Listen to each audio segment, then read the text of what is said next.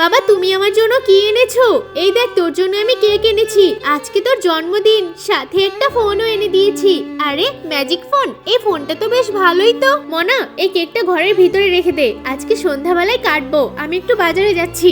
এই কয়দি দাঁড়া বলছি, দাঁড়া, নয়তো তোর উপর গুলি চালিয়ে দেবো, দাঁড়া বলছি। আরে আমার বাড়িতে আবার কে ঢুকে পড়লো? চেনা নেই জানা নেই কে যে ঢুকে পড়লো। ম্যাডাম আপনি কি কোনো কাউকে ঢুকতে দেখেছেন? হ্যাঁ একটা কয়েদি ঢুকে গেল তো। ভাই আমি চলে এসেছি, এখানটায় চুপটি করে বসে পড়ো, আমি তোমাকে ঢেকে দিচ্ছি। আরে কোথাও তো দেখছি না, ওই বাগান বাড়ির ওইদিকে আছে নাকি একটু দেখে আসি তো। রামু তুমি কোনো কয়েদিকে যেতে দেখেছো? কই না তো ম্যাডাম, এদিকে কোনো কয়েদি আসেনি। আরে আজকে ওই কয়েদিটাকে হাতছাড়া করে ফেললাম। ভাই উঠে পড়ো, পুলিশ চলে গেছে। আরে রামু তুমি এই কয়েদিকে লুকিয়ে রেখেছো, তাহলে পুলিশকে মিথ্যে বললে কেন? ম্যাডাম এই হয়তো আজকে কয়েদি হয়েছে, কিন্তু কালকেও আমার সাহায্য করেছিল।